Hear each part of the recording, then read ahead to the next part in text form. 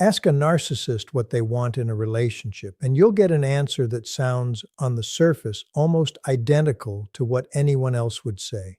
Someone who understands them, someone loyal, someone who's really there for them. It sounds like love. It sounds like the same thing you were looking for too. And that's exactly what makes it so disorienting to eventually discover that the relationship they actually want isn't a relationship at all, in the way you understand the word. It's something else entirely, wearing the language of intimacy so convincingly that most people don't recognize the difference until they've spent years living inside it.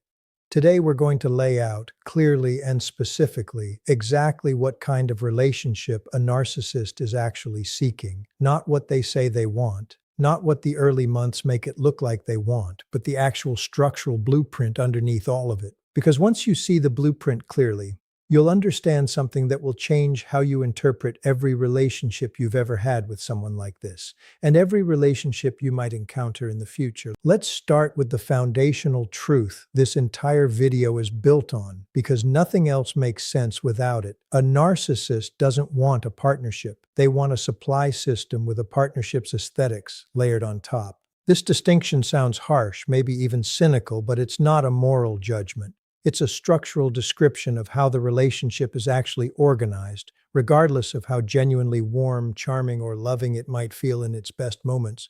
A partnership, in the ordinary sense most people mean when they use that word, involves two people whose needs, growth, and well-being matter roughly equally, negotiated and rebalanced continuously as circumstances change. A supply system involves one person whose psychological needs are the actual organizing priority, and another person whose role is to meet those needs reliably enough that the relationship continues to function.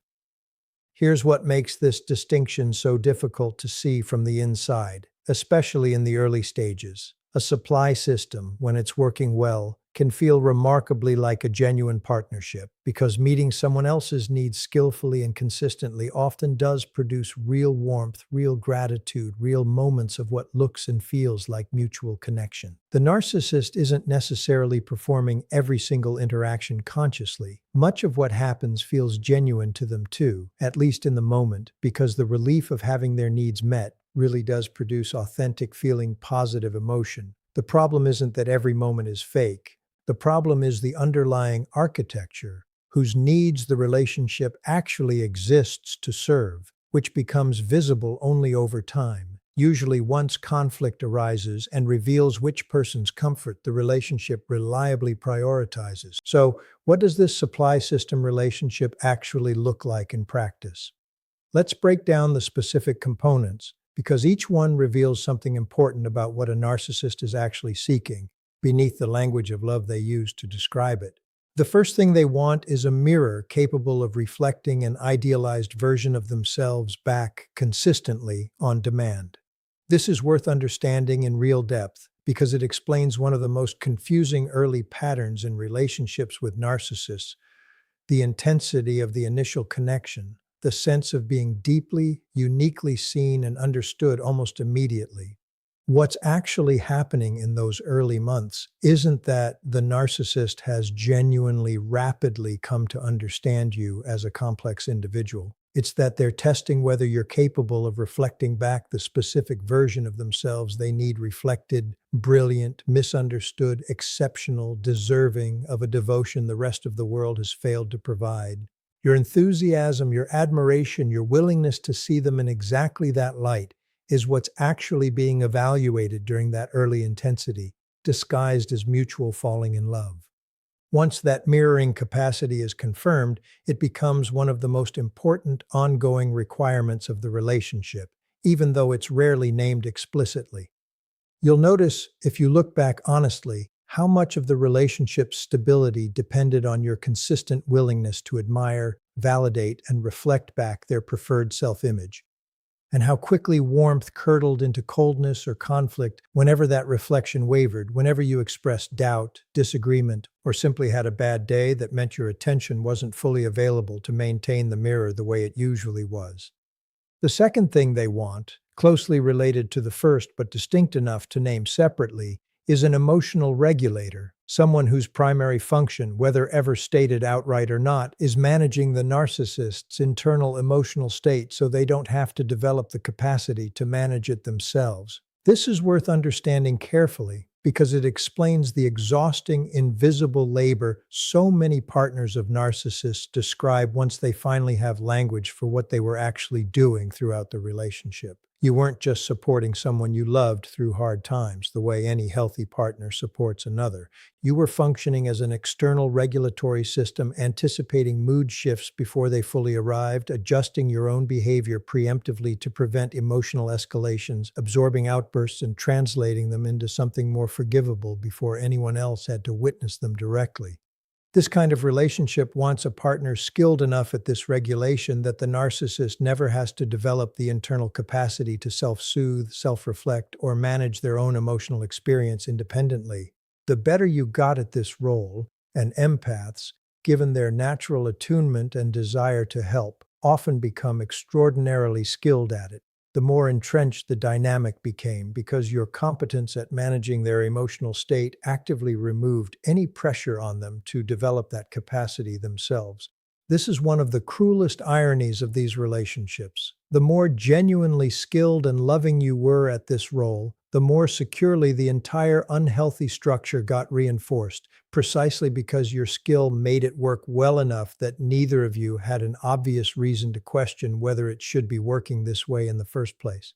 The third thing they want is what's sometimes called narcissistic supply in the more clinical literature, but it's worth breaking down what that term actually encompasses because it's broader and more specific than most people realize. It isn't just admiration in the simple sense of compliments and praise, though that's certainly part of it. It's a whole ecosystem of external validation, attention, whether positive or negative, because both confirm relevance. Reactions, because a strong reaction of any kind proves the narcissist still has the power to affect someone deeply. Social proof, meaning a partner who makes them look good to the outside world, whose presence and apparent devotion signals something impressive about the narcissist's own desirability and worth. A relationship built to provide this kind of supply wants a partner who's visible, admirable in their own right, and consistently willing to publicly and privately confirm the narcissist's significance. Here's the fourth thing a narcissist wants from a relationship, and it's the one most people find hardest to accept, because it directly contradicts the language of devotion and loyalty they use so convincingly. They want a partner who stays regardless of how they're treated. Not because loyalty itself is inherently bad. Genuine loyalty is one of the most valuable things two people can offer each other in a healthy relationship. What's different here is that this loyalty needs to be unconditional in a very specific, one-directional way. They want to be able to test the outer limits of your patience repeatedly without genuine risk of losing you, because that testing serves an important psychological function for them. It confirms over and over that they're valuable enough, important enough, irreplaceable enough that someone will endure almost anything rather than leave. This is worth understanding as an active, ongoing need rather than a passive hope, because it explains a pattern that confuses a lot of people trying to understand narcissistic behavior. Why relationships with narcissists so often include cycles of testing that seem to escalate over time rather than settle into stability once trust has been established. In a healthy relationship, testing a partner's patience and commitment tends to decrease over time, as trust accumulates and the need for reassurance naturally diminishes. In a relationship built around narcissistic supply, the testing often increases precisely because the underlying insecurity driving it never actually resolves. Each successful test, each time you stay despite worse treatment than before, doesn't satisfy the underlying need for reassurance permanently. It simply raises the bar for what proves your loyalty next time, because the reassurance a narcissist gets from these tests is inherently temporary, requiring constant renewal rather than ever accumulating into lasting security. The fifth thing they want, and this one operates almost entirely beneath conscious awareness even for the narcissists themselves, is a partner whose own identity gradually becomes structured around the relationship rather than existing independently alongside it. This isn't usually pursued as a deliberate strategy of isolation in the dramatic sense people sometimes imagine. It happens more gradually, through 1,000 small dynamics that each seem reasonable in isolation. A friend who's subtly framed as not a good influence, a family member who doesn't really understand the relationship, a hobby that starts feeling selfish because it takes attention away from managing the narcissist's needs. The cumulative effect of this gradual narrowing is a partner whose sense of self becomes increasingly dependent on the relationship's continuation, which serves the narcissist's underlying needs perfectly. Because a partner with fewer external sources of identity and validation is a partner far less likely to leave and far more susceptible to the mirroring and regulatory demands the relationship requires. Now, here's where it becomes important to understand something that might seem contradictory given everything we've just described. Narcissists genuinely don't experience themselves as wanting any of this in the calculated, manipulative way it might sound when laid out this explicitly. Almost none of them would describe their relational needs using this language, and most would be genuinely offended, even hurt, by the suggestion that this is what they're actually seeking.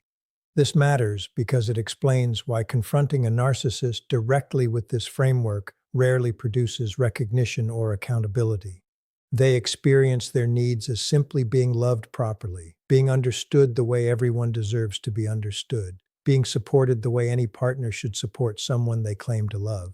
The gap between that self-perception and the actual structural pattern we've just described is exactly where so much of the confusion and gaslighting in these relationships originates, not necessarily from deliberate deception, but from a genuine, if deeply self-serving, blind spot about what they're actually asking someone else to provide. This is also why the relationship they want, described this explicitly, sounds almost nothing like what they'd tell you they want if you asked them directly. Ask a narcissist what kind of relationship they're looking for, and you'll hear about wanting someone genuine, someone who actually gets them, someone loyal and supportive and understanding, language that sounds completely reasonable, even admirable, because it's describing real qualities that matter in any healthy relationship. What gets left out, because it's largely invisible even to them, is the underlying requirement that these qualities be deployed in service of a structure organized primarily around their needs, with your own needs treated as secondary at best, an inconvenient interruption at worst. Here's something worth understanding clearly, because it reframes almost everything we've discussed so far. The relationship a narcissist wants isn't actually sustainable, even on its own terms, even when it's working exactly as designed.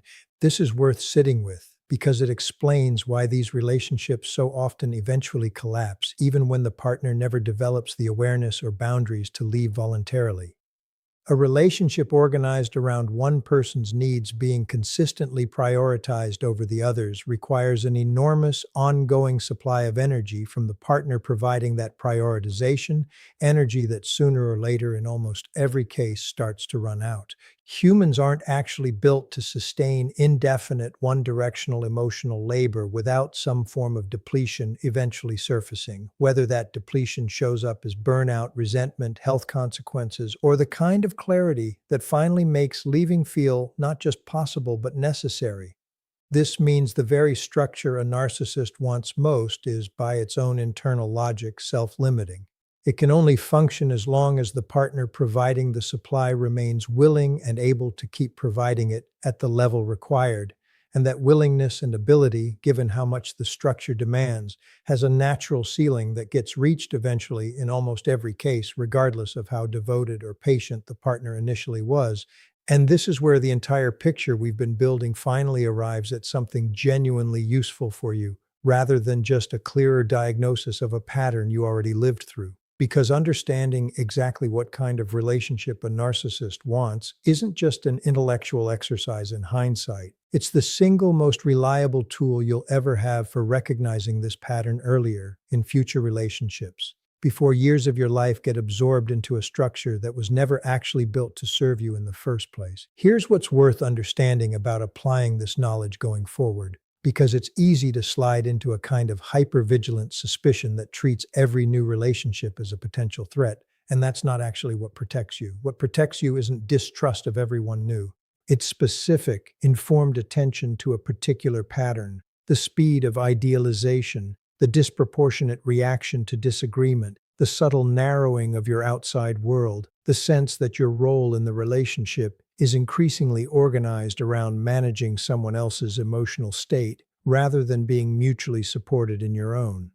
These specific signals, recognized early, give you something you likely didn't have the first time: the ability to name what's happening while there's still time to respond to it, rather than only being able to see the pattern clearly in retrospect, after years of investment have made leaving exponentially harder.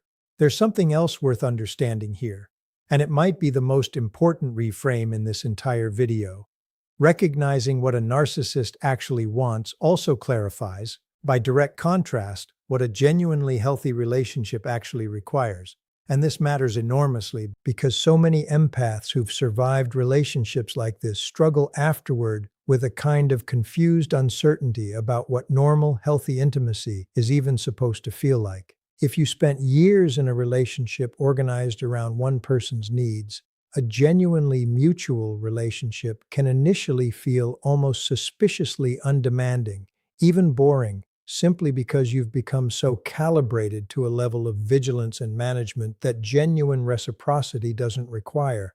This is worth naming explicitly because otherwise it can quietly sabotage new relationships that are actually healthy if the absence of familiar intensity gets misread as an absence of real connection. A genuinely healthy relationship wants something structurally different from everything we've described today. It wants two people whose needs are held with roughly equal weight, negotiated honestly rather than resolved in one direction by default. It wants disagreement that doesn't produce disproportionate punishment, vulnerability that flows in both directions rather than being extracted from one partner while the other stays carefully guarded, and a level of comfort with your independent identity and outside relationships that doesn't require constant reassurance or subtle erosion of the people and interests that exist outside the relationship itself. None of this needs to feel dramatic or intensely passionate in the way the early stages of a narcissistic relationship often do, and that difference in intensity is worth understanding as a feature, not a warning sign. The absence of constant emotional weather isn't the absence of real love. It's often exactly what real love, sustainably built, actually feels like. If you're in the process of healing from a relationship organized around everything we've discussed today, I want you to understand something important about your own capacity going forward. The very qualities that made you so valuable within that structure, your empathy, your attunement, your willingness to show up fully for someone you love, were never actually the problem. And they don't need to be sacrificed or armored over in order to protect yourself from this pattern happening again. What needs to change isn't the depth of what you're capable of offering. It's the discernment about who actually deserves it and the boundaries that ensure it flows in both directions rather than being extracted indefinitely by someone incapable of offering anything comparable in return. This is ultimately the most important thing to take from understanding what a narcissist actually wants. It was never a relationship in the way you understand the word, and the fact that it didn't work the way a real relationship should was never evidence that you failed at loving someone correctly. You were operating according to the rules of genuine partnership, showing up with real reciprocity, real vulnerability, real investment in someone else's well-being alongside your own. They were operating according to an entirely different, incompatible set of rules, one where your reciprocity was simply the fuel required to keep a fundamentally one-directional structure running. No amount of love, patience, or skill on your part was ever going to bridge that gap, because the gap wasn't something you could close through effort. It was structural, built into what the relationship was actually designed to be from the very beginning, long before you understood clearly enough to see it. You weren't failing at a relationship. You were succeeding remarkably at something that was never a relationship to begin with. And understanding that difference clearly is what finally frees you to build something with someone else that actually deserves the word. Thanks for watching. If you like this video, then like, share, and subscribe for more.